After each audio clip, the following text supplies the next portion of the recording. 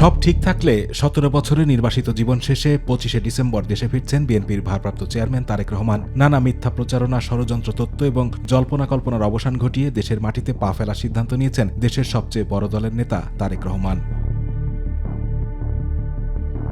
প্রায় দেড় যুগ যুক্তরাজ্যের লন্ডনে নির্বাসিত থাকা বিএনপির ভারপ্রাপ্ত চেয়ারম্যান তারেক রহমানের প্রত্যাবর্তন উপলক্ষে অভ্যর্থনার ব্যাপক আয়োজন চলছে দলে। তাকে বিমানবন্দরে স্বাগত জানানোর বিষয়ে এরই মধ্যে সারা দেশে প্রতিটি সাংগঠনিক ইউনিটকে নির্দেশনা দেওয়া হয়েছে। স্মরণকালের সেরা সংবর্ধনা দিতে সব প্রস্তুতি নিয়েছে দলটি। নিরাপত্তার বিষয়টি আলাদাভাবে সরকারের সংশ্লিষ্ট মহলের সাথে সব বিভাগীয় প্রধানদের সাথে আমাদের নিরাপত্তা টিমের যিনি প্রধান এবং অন্যান্য সদস্য আছেন তারা সমন্বয় করছেন বেশ কয়েকদিন থেকে।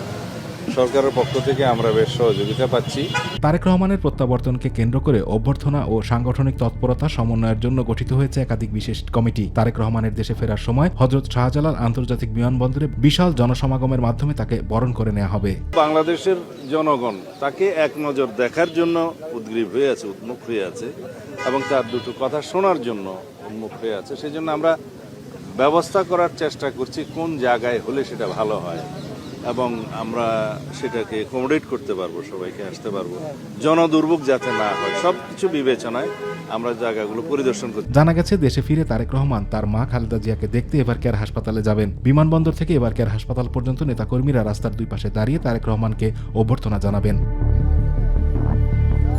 তারেক রহমান গুলশান এভিনিউর ১৯৬ নম্বর বাসায় উঠবেন। এছাড়া গুলশান চেয়ারপারসন কার্যালয় ও নয়াপল্টনের দলের কেন্দ্রীয় কার্যালয়ে তারেক রহমানের বসার জন্য কক্ষ প্রস্তুত করা হয়েছে। দেশে তারেক রহমানের চলাচল নির্বিঘ্ন ও নিরাপদ করতে ঢাকায় আনা হয়েছে দুটি বুলেটপ্রুফ গাড়ি। এই গাড়ি দুটি তারেক রহমান নির্বাচনী প্রচারণা ও ব্যক্তিগত চলাচলের জন্য ব্যবহার করবেন। আতিকুর রহমান তিতাস, মাই টিভি।